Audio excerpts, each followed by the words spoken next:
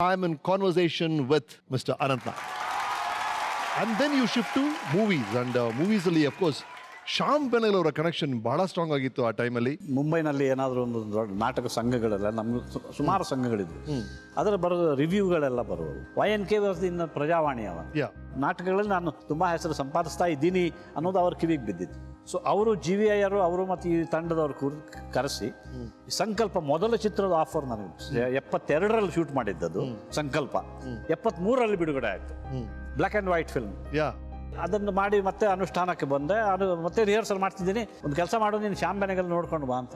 Okay, ಅವರೊಂದು film ಮಾಡ್ತಿದ್ದಾರೆ, ಈಗ ಫಿಲ್ಮ್ ಮಾಡಿ ಬಂದಿದೆಯಲ್ಲ, ನೀನು ಹೋಗಿ ಅಲ್ಲಿ ಸಿಲೆಕ್ಟ್ ಆಗದೆ ಇದ್ರೆ ಈ ನಾಟಕದಲ್ಲಿ ಮಾಡು ಅಂದು. ಸೊ ಶ್ಯಾಮ್ ಬೆನಗಲ್ ಹತ್ರ ಹೋದೆ. ಶ್ಯಾಮ್ ಬೆನಗಲ್ ನನಗೆ ನನ್ನನ್ನು ನೋಡಿದರು. ನಿನ್ನ ಪ್ರೊಫೈಲ್ ತೋರಿಸು ಅಂತಂದು. ಪ್ರೊಫೈಲ್ ತೋರಿಸು, ಆ ಪ್ರೊಫೈಲ್ ತೋರಿಸು. Okay, you are selected. ಅಷ್ಟೇ. ಸೊ ಹಾಗಾಗಿ 73ರಲ್ಲಿ ಸಂಕಲ್ಪ ಬಿಡುಗಡೆ ಆಯಿತು. 74ರಲ್ಲಿ ಅಲ್ಲಿ ಅಂಕುರ್ ಬಿಡುಗಡೆ ಆಯಿತು. ರೈಟ್. ಶ್ಯಾಮ್ ಬೆನಗಲ್ ಅವರು ನಿಮ್ಮ ಬಗ್ಗೆ ಏನು ಹೇಳಿದ್ದಾರೆ ಕೇಳಿ. He has given us a byte.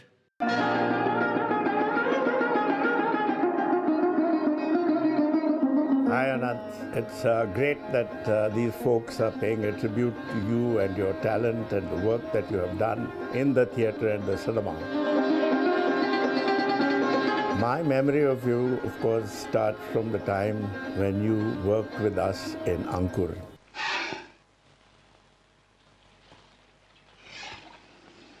Lakshmi!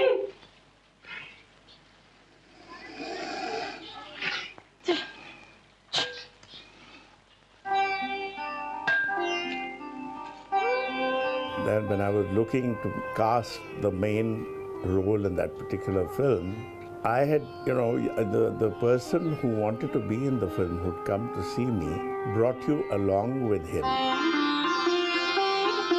When I saw you, I decided that you were the one I wanted in the film, not him. And apparently you had come that day to give him some kind of moral strength.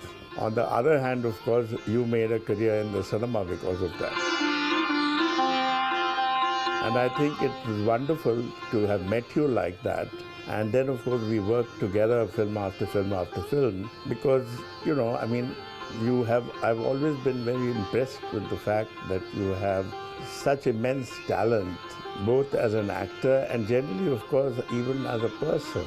It's wonderful, and I'm so glad that all of these folks are paying this tribute to you. All the very best to you, Anant. I wish you the best. Dada Saheb ಪ್ರಶಸ್ತಿ ವಿಜೇತರು ಶ್ಯಾಮ್ ಬೆನಗಲ್ ಅವರು. Did 6 films with him, sir? 5-6 films together? Yeah. ಅಂಕುರ್, ನಿಶಾಂತ್, ಮಂಥನ್, ಭೂಮಿಕಾ, ಕೊಂಡೂರ ಮತ್ತು ಕಲಿಯುಗ್. ಕಲಿಯುಗ್ was the last. ನೀವು ಮಾಡಿರೋದು 7 ಹಿಂದಿ ಚಿತ್ರಗಳಲ್ಲಿ 5-6 ಶ್ಯಾಮ್ ಬೆನಗಲ್ ಜೊತೆಗೆ ಇದೆ. First 6 right. And then sir ಇಲ್ಲಿಯ ಜರ್ನಿ ಶುರು ಆಗುತ್ತೆ. All those wonderful films you did in Kannada films. ಅಲ್ಲಿ ಸಂಕಲ್ಪ ಆಯಿತು, ಇಲ್ಲಿ ಅಂಕುರ್ ಆಯಿತು. ಅಂತಹ ಏನು ಮಹಾ ಪಾತ್ರಗಳು ಬರಲಿಲ್ಲ. ಸೊ ನಾವೇ ಕೆಲವು ನಾಟಕಗಳನ್ನು, ನಮ್ಮ ಈ 3 A's ಗ್ರೂಪ್ ಎಲ್ಲ ನಾವು ನಾಟಕಗಳನ್ನು ಆಡುತ್ತಿದ್ವಿ. ಅದರಲ್ಲಿ ಮಧ್ಯೆ ಒಂದು ಕನ್ನಡ ಫಿಲ್ಮಲ್ಲಿ ಆಫರ್ ಬಂತು. ಕನ್ನಡ ಫಿಲ್ಮಲ್ಲಿ ಆಫರ್ ಬಂದು ನಾವು ಇಲ್ಲೊಂದು ಗೋಪಾಲಕೃಷ್ಣ ಅಡಿಗರ ಒಂದು ನಾವೆಲ್ ಇದೆ, ಒಂದೇ ಅವರು ಬರೆದಿದ್ದು, ಅನುರಕ್ತೇನೋ. ಆ ನಾವೆಲ್ ಮಾಡ್ತಿದ್ದಾರೆ ಅಂತ ಹೇಳಿದ್ರಂತೆ. ನೀವು ಹೀರೋ ಸೆಲೆಕ್ಟ್ ಮಾಡಕ್ ಕರೆದಿದ್ದಾರೆ. ಟ್ರೈನ್ ಹಿಡ್ಕೊಂಡು ಬಾ, ನಾವು will receive you at the station. So train ಹತ್ತಿದ್ದಷ್ಟೇ ನನಗೆ ಗೊತ್ತು. ನೆಕ್ಸ್ಟ್ ಕಟ್, ಈ ಸಿನಿಮಾದಲ್ಲಿ ಹೇಳ್ತಾರಲ್ಲ ನೆಕ್ಸ್ಟ್ ಕಟ್ ಅಂತ, ಕಟ್ ನೋಡಿದರೆ ನಾನು ಯಾವುದೋ ಹಾಸ್ಪಿಟ್ಲಲ್ಲಿದ್ದೀನಿ. ಅರೆ ಇಲ್ಲಿ ಹೇಗೆ ಬಂದೆ, ಏನು ಎತ್ತ ಅಂತ ನೋಡಿ ಒಂಥರ ಪ್ಯಾನಿಕ್ ಥರ ಆಗೋಯ್ತು. ಅಷ್ಟರಲ್ಲಿ ಒಬ್ಬ ಹುಡುಗ ಅದರಲ್ಲಿ ಬಂದ. ಹಲೋ, ನೀವು ಅನಂತ್ ನಾಗರಕಟ್ಟೆ ಅಲ್ವಾ? ನಾನು ಡಾಕ್ಟರ್ ದೇವದತ್, ನಾನು ಇಲ್ಲಿ ಇಂಟರ್ನ್ಶಿಪ್ಪಿಗಿದ್ದೀನಿ, ದೇವದತ್ ನಗರ್ಕರ್ ಅಂತ. ನಿಮಗೆ ಏನಾಗಿದೆ ಗೊತ್ತಾಯ್ತಾ ನಿಮಗೆ?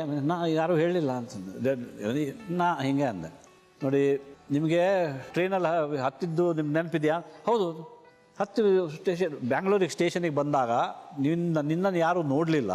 ನಿನ್ನ ರಿಸೀವ್ ಮಾಡೋರು ವಾಪಸ್ ಹೋಗಿರಬೇಕು. ಬಟ್ ಯಾರೋ ಜನಕ್ಕೆ ಪೊಲೀಸ್ ಸ್ಟೇಷನ್ ಮಾಸ್ತರಿಗೆ ಹೇಳಿ ಅಲ್ಲೊಬ್ಬ ಹುಡುಗ ಅನ್ಕಾನ್ಷಿಯಸ್ ಆಗಿ ಬಿದ್ದಿದ್ದಾನೆ ಅಂತ ಹೇಳಿ ನಿಮ್ಮನ್ನು ಅವರು ಸಾಗಿಸಿ ಇಲ್ಲಿ ವಿಕ್ಟೋರಿಯಾ ಹಾಸ್ಪಿಟಲಲ್ಲಿ ಇದ್ದೀರಿ ನೀವು. You are in Victoria hospital ನಾವು, where I am an internee ಅಂತ. ಅಂದ್ರೆ ನೀವು ಯಾಕೆ ಮೂರ್ಛೆ ಹೋಗಿದ್ರಿ ಸರ್? ಗೊತ್ತಿಲ್ಲ ನಿಮಗೆ? ಅದು ನೋಡಿದರೆ ಆಮೇಲೆ ನಾನು ಮಾತಾಡೋಕೆ ನೋಡ್ತೀನಿ,